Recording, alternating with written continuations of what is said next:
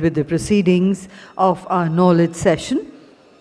And I have the proud privilege in inviting on stage our distinguished session chair, Dr. R.S. Sharma, former chairman TRAI and former CEO-NHA. Let's put our hands together, ladies and gentlemen, to welcome him. We have on this session joining us online Ms. Dorothy Stanley. She's Chair IEEE, one of the global standards group for Wi-Fi. Dorothy, very warm welcome to you, ma'am. We have joining us on the stage Mr. Hiral Modi, Head of Wireless Ecosystem Engineering from Meta. He is also joining us online. A very warm welcome to you, Mr. Hiral Modi. We would like to invite Mr. Paramjit Singh Puri, Global Director of Membership Wi-Fi Alliance. A warm welcome to you, sir. And we invite once again on stage Mr. Osama Manzar, Founder and Director, DEF. So ladies and gentlemen, welcome back as we now begin a very enriching and forward-looking segment of today's program, the Knowledge Session. This session brings together thought leaders who have been at the forefront of digital connectivity, policy innovation, and inclusive access. And it is our privilege to have with us as our distinguished session chair, Dr. R.S. Sharma, our special guest of honor, a distinguished civil servant and technocrat. Dr. Sharma has served the nation in multiple pioneering roles as the former chairman of TRAI and former CEO of National Health Authority. His leadership has laid the foundation for transformative digital policies in India, from telecom reforms to health tech and e-commerce democratization. Under his stewardship, landmark initiatives in digital communications, digital public infrastructure, and digital payments have not only revolutionized the governance, but also made digital access more inclusive and impactful for every citizen. Dr. Sharma's far-reaching domain knowledge and strategic leadership have been instrumental in translating the vision of Digital India into a tangible, transformative reality. And ladies and gentlemen, we are honored to welcome him today to guide this session. And with your permission, sir, may I hand over to you for your opening remarks. And once again informing you, we have Ms. Dorothy Stanley and Mr. Hiral Modi ji joining us online. And the total time duration for the session is 45 minutes. Over to you, sir.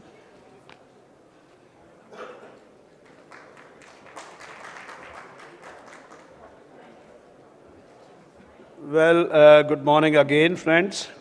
This is actually from the general Wi-Fi day to a specific program of PM Vani. This session is devoted to that. And the architecting of PM Vani was quite similar to what the founding principles of the digital public infrastructure created in India was. Aadhaar, for example, interoperable, scalable, and inclusive. All these were the defining characteristics of Aadhaar. Thereafter, of course, at that time, we did not call it digital public infrastructure. This is a term which has become very popular nowadays after G20, meetings, and the whole vocabulary has now DPI as its core. And there are a number of institutions which have sprung up promoting the digital public infrastructure. Then we, had UPI.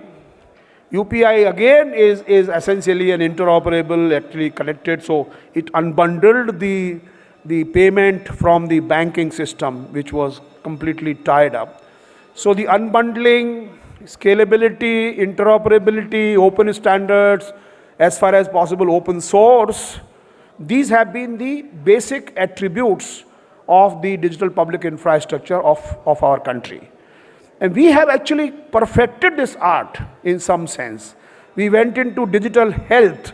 Again, Ayushman Bharat Digital Mission is also based on the principle of democratization, openness, interoperability, and stuff like that. Patient is at the center. Patient is the ultimate controller of his or her data. Therefore, it is also quite compatible with the DPDP Act. Similarly, we have had now the ONDC, which is still growing, Open Network for Digital Commerce. Again, the attempt is to democratize and open this space of digital commerce. Now, all these applications will have to run on the connectivity. And therefore, the Wi-Fi is actually like a digital public infrastructure on which the digital public goods will, applications will spring up and applications will provide that last mile connectivity. The minister spoke so eloquently on this whole issue and his vision, and I could not have been happier. I mean, I was really very, very happy and even surprised sometimes, because leaders do not seem to have, many times leaders don't have the clarity which the minister had. So therefore, I think it's a great moment for us.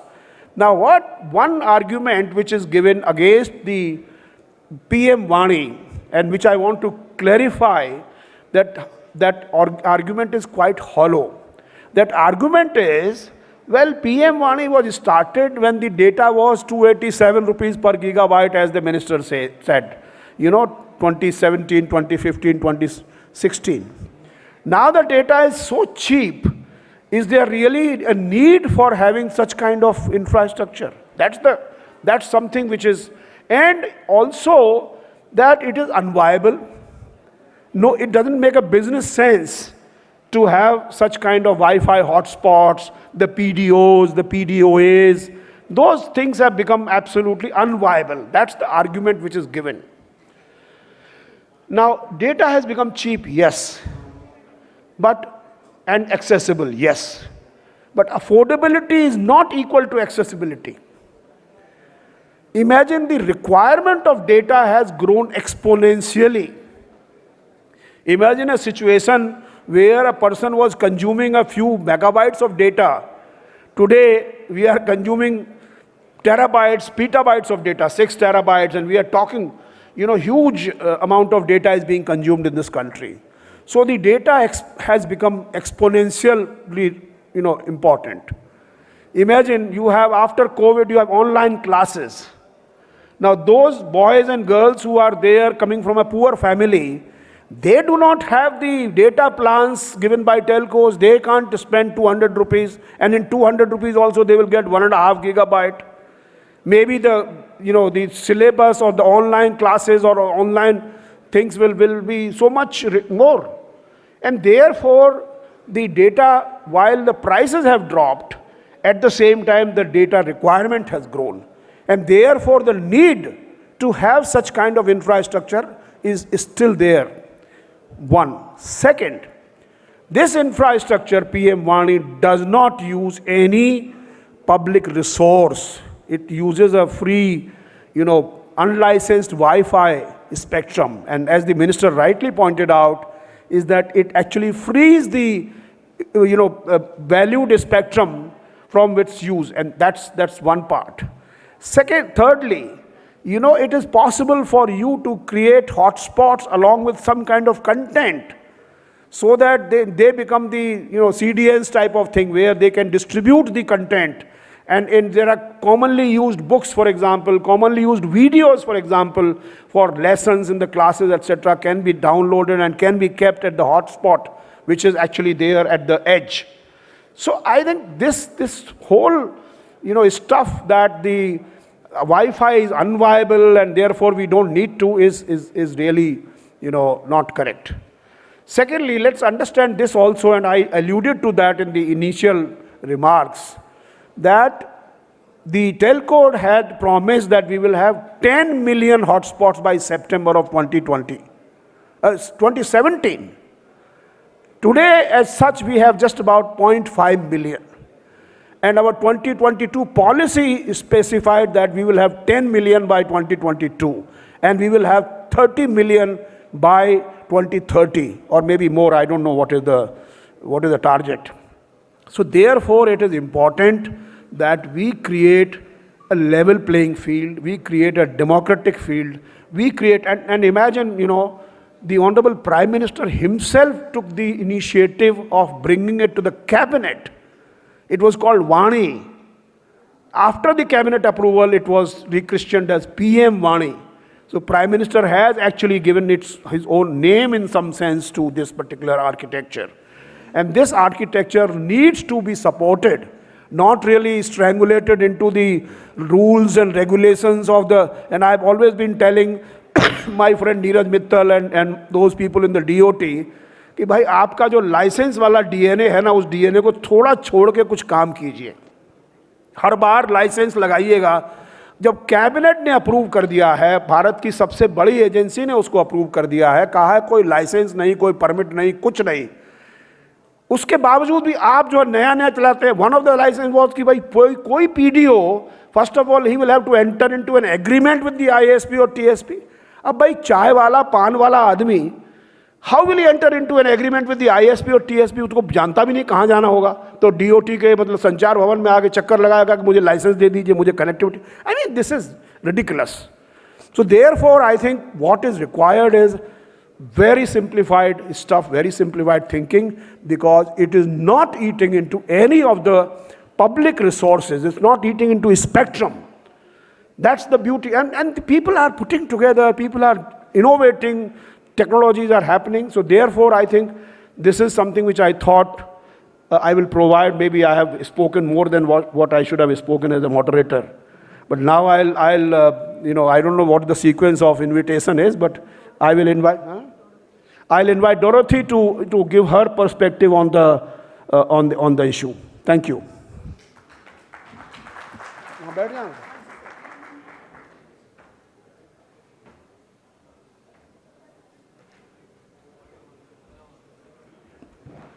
Dorothy ma'am, can you hear us? Yes. Over to you, ma'am, for your... Okay. Thank you. Can you hear me? Okay. I think so. Okay. Excellent. So I'm Dorothy Stanley. It's an honor to be here. I want to thank Broadband India Forum for the invitation. I had hoped to be there in person. About 24 hours ago, I was on a plane bound for Delhi, which unfortunately ended up being delayed overnight and then canceled. So I'm grateful that I'm able to present this remotely. So I'm Dorothy Stanley. I work for Hewlett-Packard Enterprise in the Aruba Networking Division. I served as chair of the IEEE 802.11 working group from 2018 to 2024. And I'm also involved in IEEE Standards Association Board of Governors and the various governance activities. Next slide, please.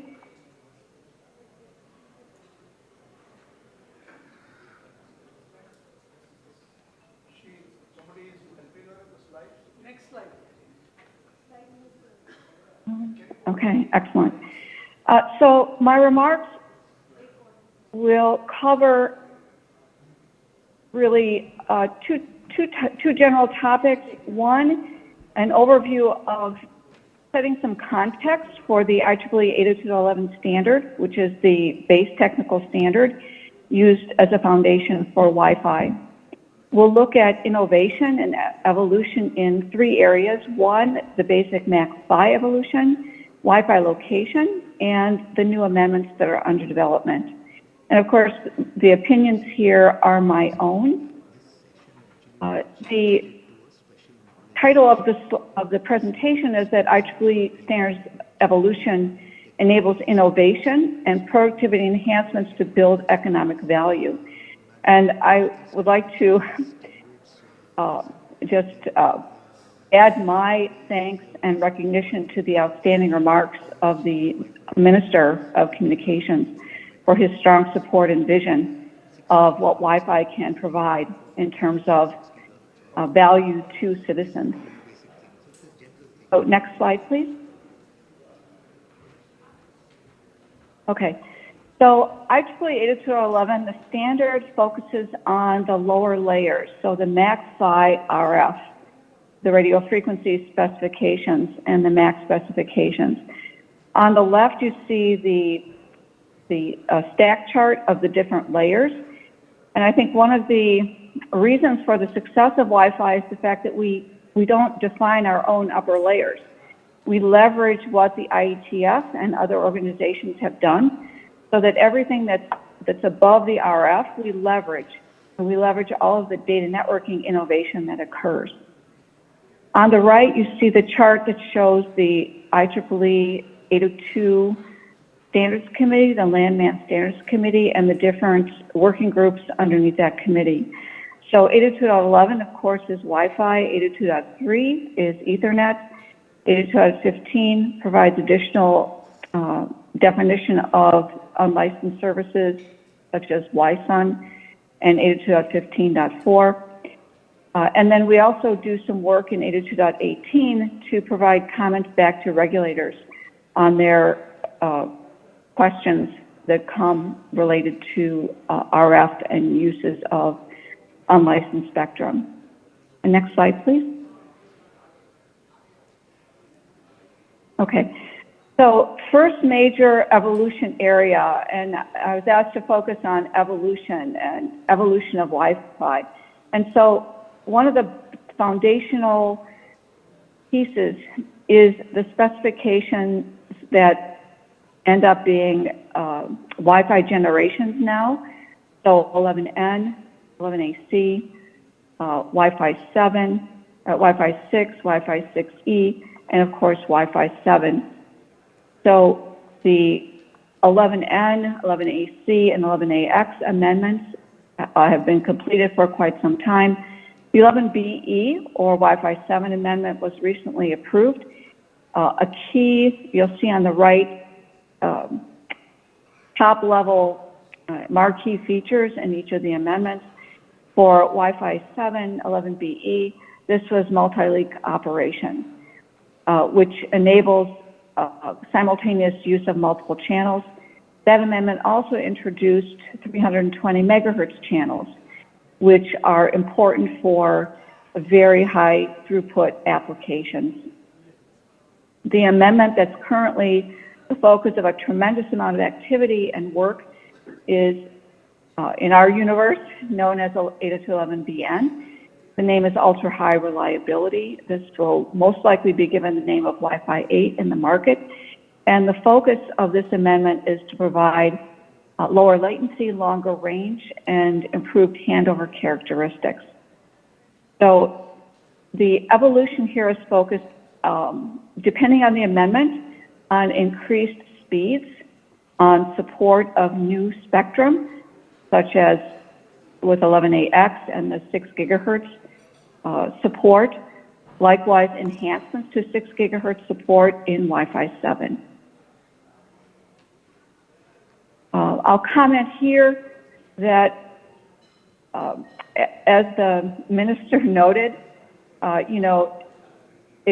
we want to leverage the technology and leverage the spectrum that's given to us to provide value and to provide a foundation for innovation and entrepreneurship. And so I'd like to, again, thank and note the recent opening of the lower 500 megahertz and the 6 gigahertz band for India. That is just a tremendous, tremendous accomplishment. So next slide, please.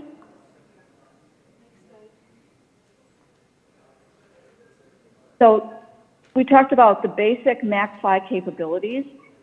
In addition to those, there are applications and additional functionality that are layered on top of the basic connectivity over the air.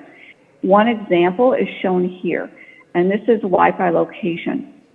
So the Wi-Fi location-based protocols take advantage of time as a measure of distance rather than signal strength as a measure of distance.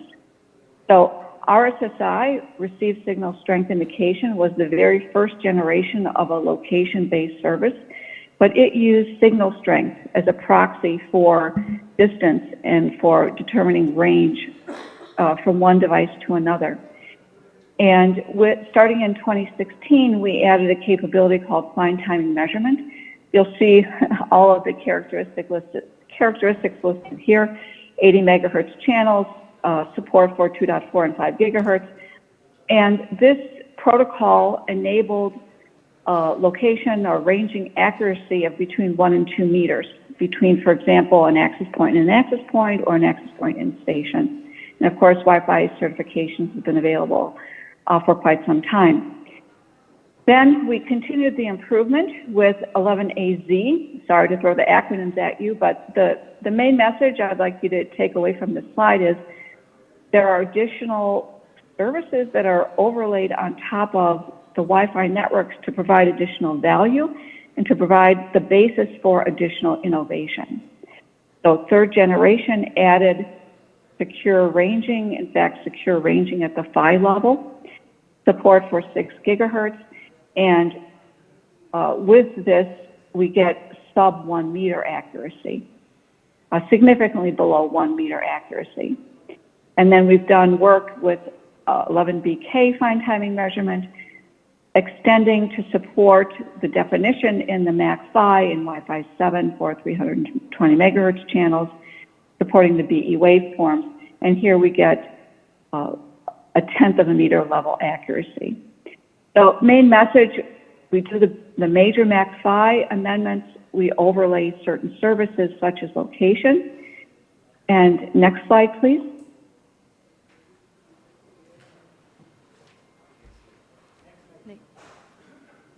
Ma'am, All you right. have about And then one a more summary. minute, ma'am, to conclude your presentation. Yes. Sorry for interrupting. I will finish in 1 minute, yes. Thank you. Thank you. And so here we have additional amendments under development, and they're listed here. I'm not going to go through all of them, but you see the range of topics from sensing to light communications to the most recently proposed amendment that's coming for supporting post-quantum computing. We also have work going on looking at AIML and its potential application to .11. So with that, that concludes my presentation. There's a tremendous amount of work going on within the .11 working group to provide additional capabilities to support innovation and the continued development of Wi-Fi. Thank you. Well, thank you very much, Ms. Dorothy Stanley, for your interventions. I mean, it is clear that multiple agencies and entities, specifically IEEE, they are working on improving the technology so as to improve the efficiency, improve the latency, even what you can do with smaller resources, how much more can you do? And that is something which has been happening, and that's also a wonderful news. It is also clear that the unlicensing or delicensing of that 6 gigahertz lower part of the spectrum will create an ecosystem of devices, of innovations, or applications, and these will basically promote the what we are actually aiming at, connectivity to every individual at an affordable price, at an affordable location. That's what is going to happen. So thank you very much, Ms. Dorothy, for your intervention. Now I'll request Mr. Hiral Modi from Meta to give his remarks. Mr. Modi. Thank you very much. Good morning. I will start sharing my screen.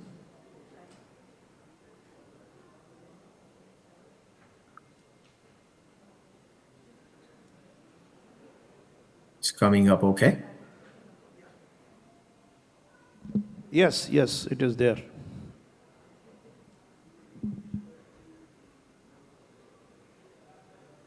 All right, thank you very much. Once again, my name is Hiral Modi. I'm part of Reality Labs in Meta. Just like Dorothy, my colleague Alan Norman was supposed to be in Delhi in person. Unfortunately, his flight also got delayed. He's literally on a plane right now to Delhi. So I'm filling in from States. In this session, what I want to do is I want to focus on our mission and what we are building at Meta and how 6 gigahertz plays important role in that future and vision that we are driving at Meta.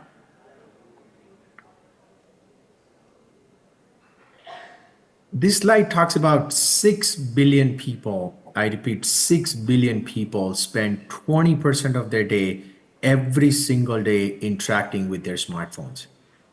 Think about it. When you're looking at your smartphone, you're basically looking at your 2D screen and you're disconnected from your surrounding and a physical world. It's a very disconnected way of interacting with your digital world, leaving your physical world behind. And we expect these billions of people will use more natural, more human form factors powered by AI to connect, to learn, to play, to shop, basically to go about their lives and improve their lives. And that is why we at Meta are focused on building that future of human connection. The future which is seamless, which is meaningful, which is more present. All the technologies that we are building at Meta, I wanted to highlight a couple of devices that we are building in advancing this future of human connection. The first device that I want to talk about is Ray-Ban Meta AI glasses. We launched these glasses last month in India as well. These are the glasses that allows you to capture, to listen, to interact with AI, to make your everyday task more smarter, more assisted, and more advanced. It makes you feel more empowered connecting with the world. Some of the features of this device are listen. Like I said, you can obviously listen to your music, you can take your phone calls, amazing speaker quality, and it is more safer compared to your earpods, which basically covers both of your ears and which disconnects you from your surrounding. You can capture videos, you can capture photos, etc. You can take your phone calls, you can do a live stream. For example, if you are a content creator and you want to live stream, for example, your cooking show. Right now, it's a very complicated setup. Either you hold your phone with your one hand and then use your other hand to cook, or you have a very complicated setup. But with Ray-Ban Meta, you can project your own point of view, having both of your hands free. The last one is Be My Eyes, which is very, very personal to me. What it does, it allows blind people to connect with the actual volunteer on the other side via video call, share their own point of view, and get the help. And I have a 2-minute video of that experience coming directly from the person using this device and Be My Eyes. So I'll save it for the video, which is after this slide. If you look at the bottom row, AI is literally changing the world. We launched multimodal AI last year. What it does is basically sees what you see. It can take a photo of what is in front of you. For example, you go to visit Taj Mahal and you don't know what it is. You can simply ask Ray-Ban Meta glasses and say, hey, look and tell me what it is. And it will tell you the history of Taj Mahal, how it is built, and significance of it. You can translate menus. For example, you travel the world and you cannot speak or read the local language. You could have Ray-Ban Meta translate. You can look at the poster, have a phone call. You can even scan your barcode. The last one, again, one of my personal favorite, is a live translation where you can translate live in different languages. We have 4 language support right now, and we are always looking to add more languages. For example, if you talk in English and I talk in Spanish, we can have a very fluent conversation like a human translator using Ray-Ban Meta smart glasses. Next, I want you to play the Be My Eyes video, please, locally.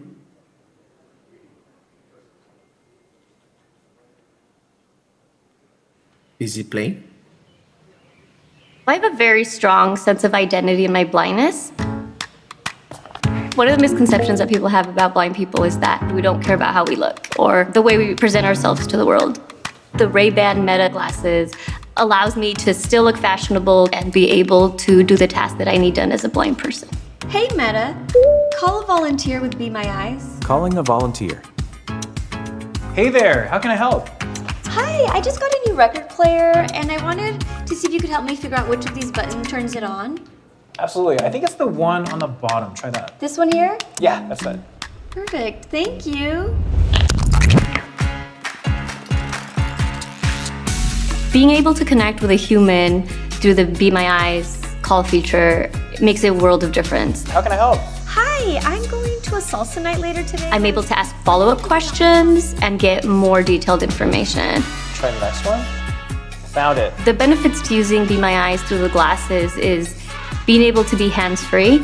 As somebody that uses a cane, I love being independent. That makes a huge difference. Hi, I was wondering if you could just give me a spot check to see if I missed anything. Yes, I'm taking a look. You look amazing. It looks perfect. Oh, thank you so much.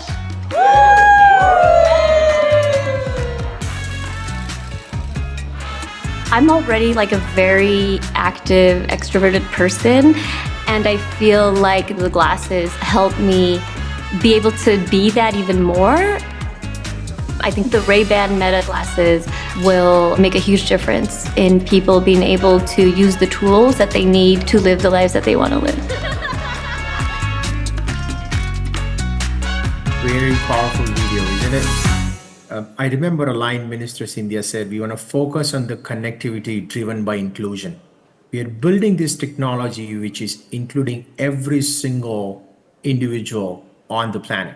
And just for the clarity, these glasses do not have any cellular connectivity. They connect over Wi-Fi to your phone, which drives the connectivity that you need when you are out and about. The next device that I want to focus, give me 1 second. Before we do that, I wanted to quickly give you a glimpse of, we had an honor, an opportunity to show Ray-Ban Meta glasses to Minister Scindia and Honorable Prime Minister Modi ji, and share our vision of what the wearables and the future of human connection looks like. Next, I want to focus on Orion, a technology marvel, the most advanced glasses that the world has ever seen. Before I talk about it, I have one more video that I would like you guys to play, please. So the next video, please, for Orion. Phones are not going to be the end of the line. We're not going to be here in the 2030s communicating and using computing devices that are exactly the same as what we have today. And someone has to build that and believe in it. Meta invented a damn time machine. Hi, Nora. Daddy's calling from the future. I'm wearing these amazing AR glasses that you'll probably use when you grow up. Over the next 10 years, the form factor is just going to keep on getting smaller and smaller, and eventually we're going to have what looks like normal-looking glasses. You're looking at the culmination of decades of breakthrough inventions in nearly every field of computing. It's one of the hardest challenges the tech industry's ever attempted. See, Orion is a time machine. It'll let Meta live in the future as they build the next generation of AR experiences. Now let me nerd out for a second, because this is a technological marvel. The display isn't made of glass. It's made of silicon carbide, which delivers an unprecedented 70-degree field of view. That means Meta engineers figured out how to bend light beams in ways it does not like to bend. The frames are made of magnesium, just like an F1 car, because it's light and radiates away heat. I mean, you can't just put a fan in glasses. Orion cools itself by glowing. It uses the same materials NASA uses to cool satellites in space. You have to be absurdly determined to build something like this. But competitiveness runs deep around here. Mark wouldn't even let me beat him at Pong.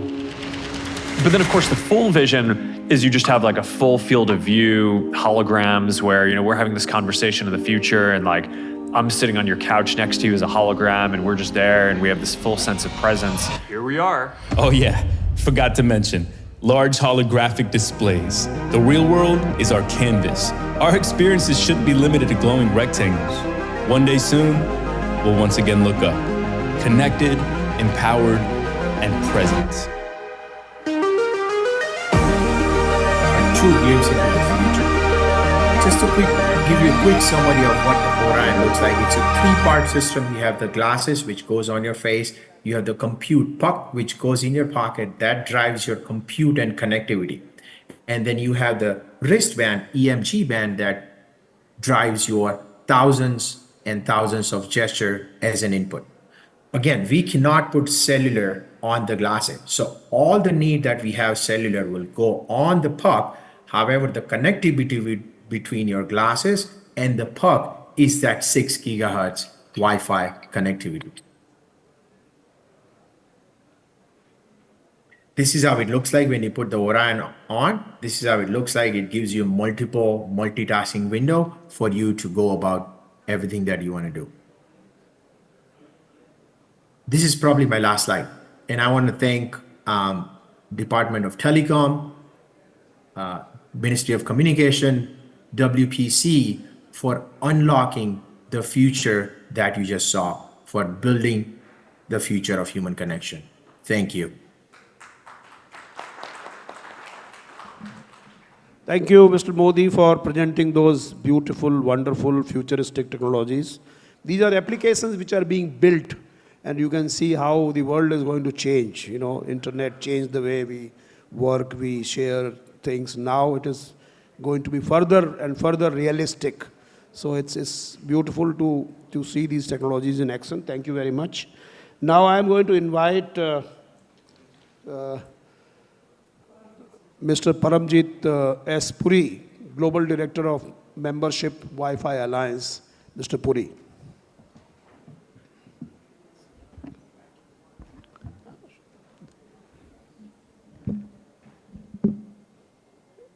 Yeah.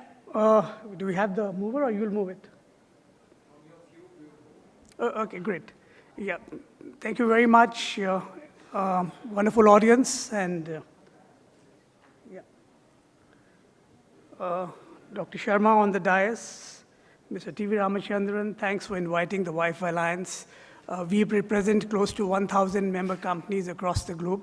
I'll not talk about the introduction, but after this jazzy presentation by Hiral from Meta and the ground basics by Dorothy of HP, both of them who are very valued members of the Wi-Fi Alliance, and the Wi-Fi Alliance, which owns the trade name of Wi-Fi. And we have been working tirelessly, behind the scenes, to bring this technology and to bring this revolution across, to the people of the world. Yeah. So today, for the World Wi-Fi Day, we are very proud to celebrate the pivotal role which Wi-Fi plays in delivering connectivity across the globe. Users across the globe have come to rely upon Wi-Fi's secure and reliable connectivity for critical services such as healthcare, education, remote use, making it no longer a simple luxury, but a daily requirement, a daily necessity of our daily lives and digital infrastructure. Wi-Fi has unlocked the potential, or rather has unlocked the potential of billions of dollars in economic value, unprecedented innovations across industries, and with more than 21 billion Wi-Fi devices in use today, the momentum of Wi-Fi shows no signs of slowing down here. And my presentation is a little longer than the allotted time, so I will just cover whatever I can. And I have a session in the afternoon, and probably I can carry on from there when I can talk about the actual use cases and not futuristic, as well as these Meta glasses are already there. Sharmaji, they are available worldwide, and they were launched in India last month. So this is a reality. This technology is available today. Everything is available today, and it's all on 6 gigahertz Wi-Fi. It doesn't work on IMT and cellular. Not to say that, that IMT and cellular is something different. Wi-Fi and IMT, they are pillars of the same communication, and we have to work hand in hand. The telcos have to work hand in hand with the Wi-Fi industry, and we have to work, all of us have to work hand in hand, especially for a country like India, to make the real worth of making these 6 gigahertz proposal, which has been mooted by the Department of Telecom, for which we really commend it, for its role in spectrum management and for its proposal for, releasing the lower half of the 6 gigahertz band for Wi-Fi. I think we all have to work hand to hand. But I would like to point out over here that this is India's first real systemic reform for Wi-Fi, arguably ever, and that's exciting here. So if you look at, the 6 gigahertz Wi-Fi with use cases for efficacies like advanced AR, VR, XR cases, immersive 3D medical training, high definition video streaming, AI and edge computing applications, aviation training, flight simulations, these are all realities today. And the uncongested band of the 6 gigahertz allows for numerous capabilities, to unleash the next generation of services due to its faster speeds, lower latency, higher efficiency, higher density, and greater reliability. So, and also, for enterprises to future-proof their networks. And, today we have only opened up the 500 megahertz of the lower half of the 6 gigahertz band, but we have given a detailed response to the Department of Telecom, where we have recommended that as a first step, 500 megahertz is fine, but going forward, the DOT should really look at the complete 1200 megahertz if they really want to make the power of 6 gigahertz band available for real use applications. Like I just mentioned some of the examples, that is very important. But kudos to the DOT for taking this first step, to release the 500 megahertz. Yeah. And just a bit of statistics over here. Wi-Fi in 6 gigahertz is going to proliferate because devices from Apple, Samsung, LG, Motorola, not LG, sorry, Google and Motorola already support 6 gigahertz Wi-Fi.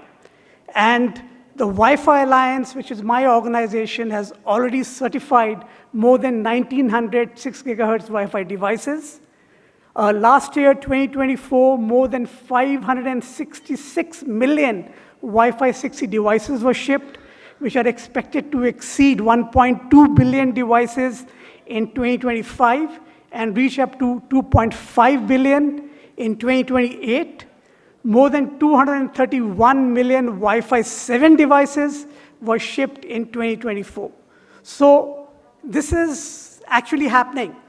And we're very happy that India will finally get to see, the shipments of 6 gigahertz coming into our country here. And hopefully that will be able to bring some amount of transformation into the lives of the ISPs who are struggling today for their affordability and the livability.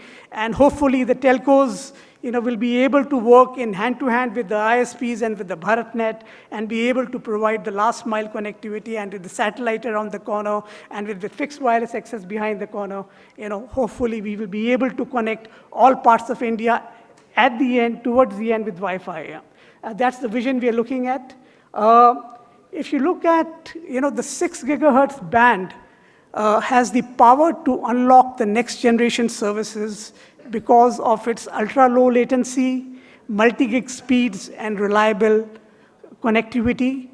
Like I just mentioned about advanced AR/VR experiences, which support advanced medical training and education, also allow enterprise-like education for industries like engineering and aerospace, high-performance industry and enterprise applications, which support AI, robotics, and automation for smart factories and warehouses. Next-gen public and private networks, which facilitate fast communication for public venues like airports, stadiums, convention centers, campuses, etc. Then I talked about AI and edge computing applications that enable smart traffic management, remote monitoring of agriculture, environmental sensing, and energy grid automation. So all these applications today are available through the use of 6 gigahertz Wi-Fi. But many of them require full access to the 6 gigahertz. And that is very important. And hopefully, the Department of Telecom will be able to study our proposals where we have advocated the Ofcom model, where today, the British regulator, Ofcom, has initially they opened up the 500 megahertz, then now they have made Wi-Fi available in the upper band also, but with a rider that mobile will also be made available in the upper 6 gigahertz band, and both Wi-Fi and mobile will be able to coexist in the upper 6 gigahertz band, thereby, not restraining the use of the 6 gigahertz spectrum today. So it makes the full use of the 6 gigahertz spectrum. And this is an excellent example, where we did a trial with the largest hospital in Thailand, the Ramathibodi Hospital in Bangkok, Thailand, where we did a 7-month trial. And along with our valued partners like Meta, HP, and Intel, we co-hosted a demo to showcase how 6 gigahertz Wi-Fi can provide that ultra-low latency and high throughput to support AR/VR experiences for advanced medical education and training and high-dense deployments, like 500-room classroom and seminars scenario. And we found in this demonstration, and probably somebody from HP will talk more about that later in the day, that when only 500 megahertz of 6 gigahertz spectrum was used, there was not full conformance. There was staggering happening. The large files were not able to be transferred well. In the AR/VR glass, not the glasses, the binoculars, there was some restriction of movement. But when the full 1200 megahertz was allotted, everything went smoothly here. So the demo underscored the importance of making the full 6 gigahertz available, for uninterrupted use of, AR/VR experiences, with ultra-low latency and high throughput, to make sure that they support, the next generation of medical education and training and dense deployment. Yeah. So I don't know whether my time is up or maybe I can take a very last slide. One very important real-life example again here. Participants from all over the world participated, in the Nokia Apex Legends event over Wi-Fi.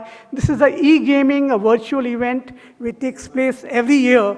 And, the first time 20 teams of professional and amateur players participated over Wi-Fi using the Nokia Beacon 10 Wi-Fi 6E router in May 2024. And many of those gamers were very skeptical whether Wi-Fi will work or not here. And to their surprise, the 6 gigahertz Wi-Fi allows ISPs to deliver the desired experience without the use of any specialized gaming routers. And this demo or this scenario or this game showcased that, the ultra-low latency and the high throughput which 6 gigahertz provides, is more than sufficient, and you don't need wired Ethernet, for this kind of an environment here.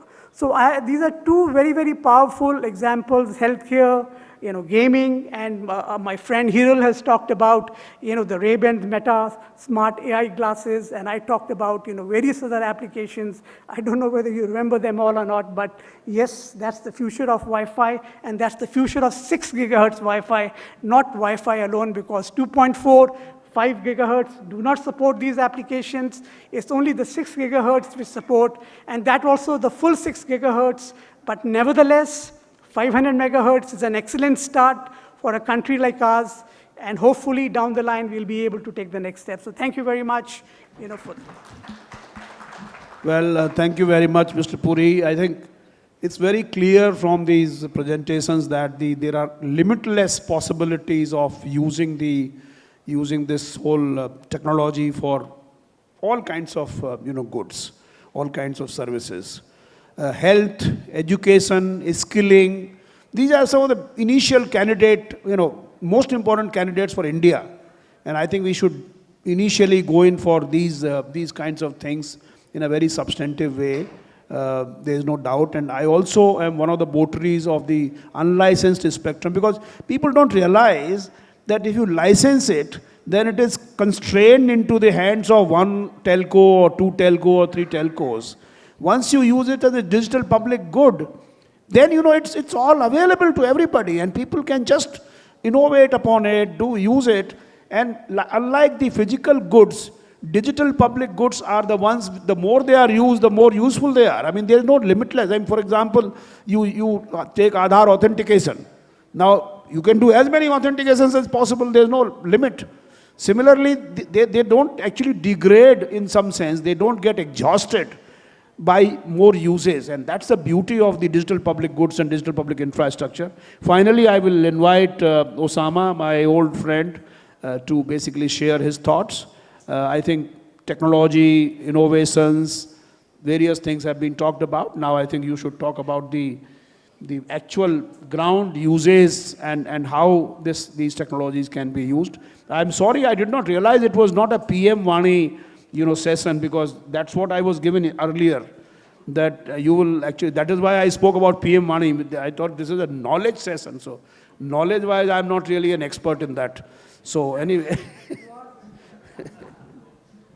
Can I speak? Yeah, I'd like to be part of the community here rather than separate myself there. Since it's a knowledge session, improvised from PM Vani, but PM Vani is also one of the knowledge that is not acknowledged to be used as much as it should have been. And somebody outside in the tea time, somebody was asking that I do 8,000 PM Vani in Gujarat, somebody said something else, but none of them are profitable and ARPU is not there. And we said that we run 2,500. All of them use PM Vani as a means of authentication, and therefore we are all ARPU'd, So I was just thinking that when you use anything as a DPI or a digital public infrastructure, you cannot make money out of it. You will have to put services and reasoning and context into the system to make it profitable or something. And that's very, very important. For example, when we go to rural parts of India, and we have gone as deep as tea gardens of Assam. Nothing can be as deep as that one. And we have done 100 tea gardens Wi-Fi. Use PM Vani because it's the best way to authenticate, because without authentication you cannot be reliable, you cannot be trusted and all that. So it's a means of trust. But then we have that connectivity is serving people's requirement, and it is not serving just connectivity. And transactions and so on and so forth.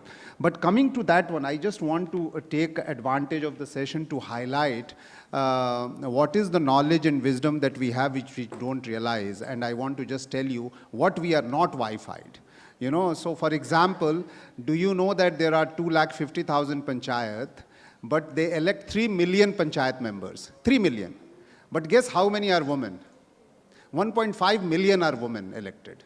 But we never plan something that can we do Wi-Fi for women of panchayat elected members, So we don't need technology. We have policy, we have technology, we have system in place. We need innovation. How do we use it? For example, there are 600 GI locations, which I actually said. Each GI location is a business city. For example, Chanderi, Bhagalpur Silk, or Mysore Park, or anything. All these are destinations. If you go there, you will find that GI feeds at least thousands of people in that area.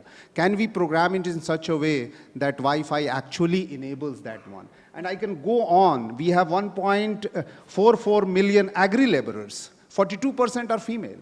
But we are not planning how do we do that one. We have about 108 million cultivators. We have 2.42 million frontline health workers.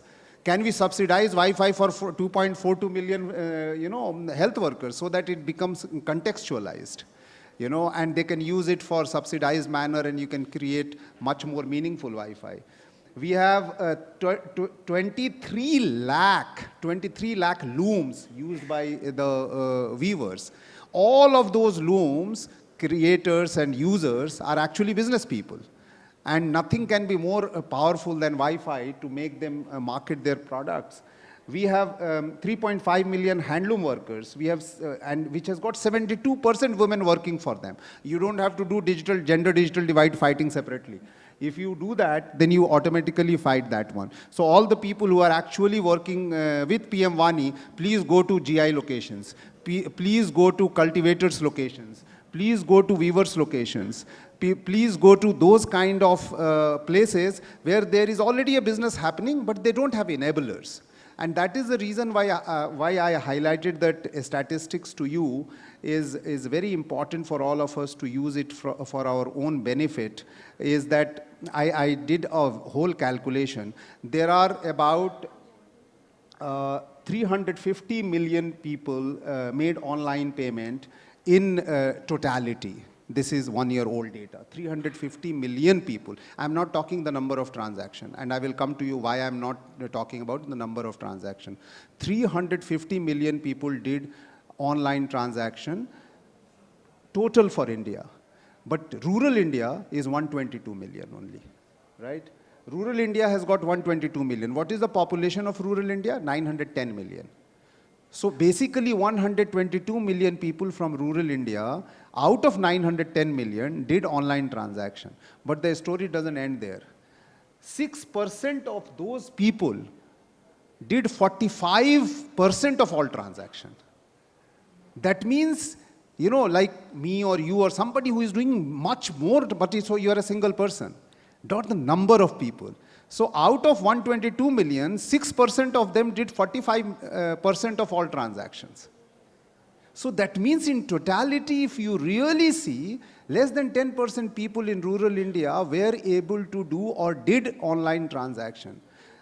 And imagine this online transaction enablement through PM Wani and Wi-Fi is done to all PHCs, to all KVKs, to all, schools. We have 1.4 million schools, 7 million teachers. You know, all the schools are still not properly Wi-Fi. We still think lab is more important than Wi-Fi. In fact, if you make Wi-Fi more important than lab, people will create their own lab also. Children can also make their own labs. So contextualization of technology and availability and bandwidth to meaningful conversion is what I would like to say is our next challenge for you and us and for all of us to actually enable the ministries and all that, that how do we, convert this into a institutionalized manner and all that. That is all I wanted to say. I have a lot of statistics of who is not Wi-Fi institutionally in rural India, but the list is too long. But that is also an opportunity for all of us to take it forward. And that's the knowledge that we need to convert into meaningful access through Wi-Fi. Thank you. Thank you very much, Osama. It's really, you brought out those very, very important points. Some of the things which are not understood is, I knew one statistics. A couple of years back, maybe now that has changed. What is the average recharge of a phone value? Anybody can guess? 10 rupees. 10 rupees is the average recharge of phone. People don't talk about, it's all cheap, it's all cheap. Cheap for whom? In the villages, 10 rupees have a value. If 10 rupees is found, I will not even pick it up. So I think India is a country of large volume, low value, sachet kind of transactions. And that is very, very important for us to understand that if we want to really include the bottom of the pyramid, then we have to make the entire thing frugal, easy to access, affordable. These are very, very important, things. Today we talk about 20 billion UPI transactions. And that also Osama pointed out as to how many people are doing it.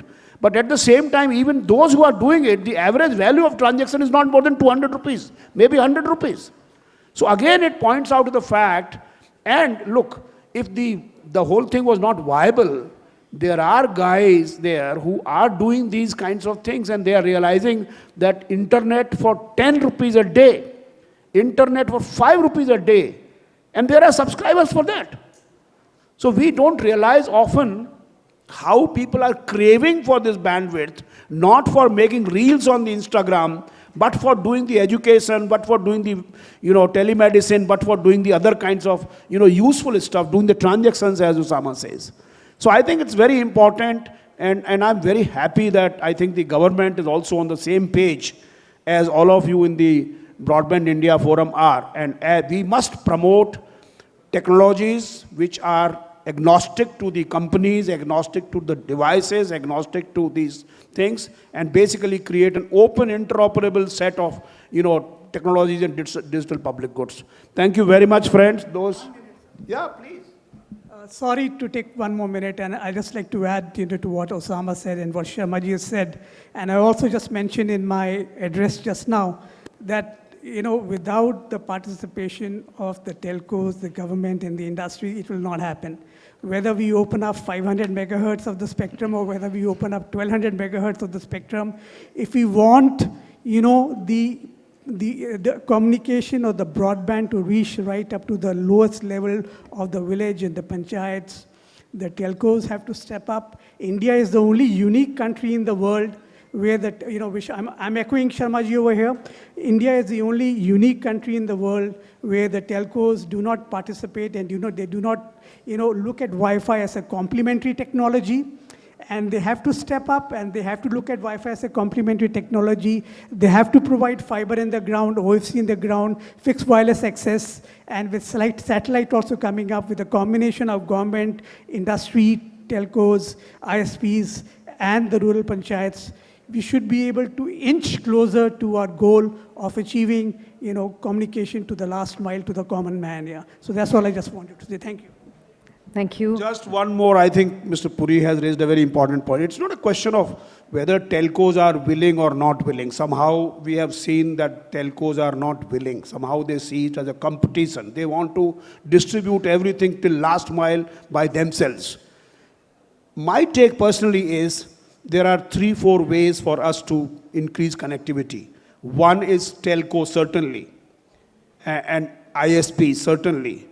But there are terrestrial, kind of infrastructure which we have created. That is second. Third is the satellite. Some time back, Mr. Ramachandran had those, we had that, what is called SATCOM, conference. And it was pointed out that the data cost of a satellite is 400 times more than the same data cost in America, while we are 400 times less in the data cost of other things. So therefore, I think we should not bother. What is our objective? Our objective is connectivity for all. And we should be agnostic of the technology which is used, whether it is satellite, whether it is terrestrial, whether it is Wi-Fi, whether it is, the broadband, the spectrum. I think we should use every resource. And, there is a scope. For example, there are places in India where you can't take the fiber. There are places in India where you can't have the tower. But then those are the places which will be connected very well with the satellite. And now you have LEOs and MEOs, all kinds of technologies are developing. And therefore, I think our sole aim should be the end. Sadhya. Sadhan is also important, but all kinds of resources and means should be put in place to ensure that we are able to achieve the goal. Thank you very much, friends. Thank you. Thanks for this. Thank you very much session. indeed, sir. And before we close this session, I would request Dr. Sharma to present a token of gratitude and appreciation to our eminent speaker, Mr. Paramjit S. Puri, Global Director at Membership Wi-Fi Alliance. Thank you, sir, for doing the honors. May I request our dignitaries to kindly come together for a group photograph, please, of this session. We also have Ms. Dorothy and Mr. Hiral Modi in the background joining us for this group photograph. Ladies and gentlemen, let's put our hands together for this wonderful knowledge session chaired by Dr. R.S. Sharma. Thank you, sir. Requesting everyone to kindly remain seated as we straight away move towards our next session, which is Technical Session 1. Just give us a moment to do up the top table for the next session. So ladies and gentlemen, the next session, Technical Session 1, is on the theme PM Wani, the catalyst for rural connectivity and digital inclusion. Thank you, sir. Thank you, sir. Sir, you may come. No, sir.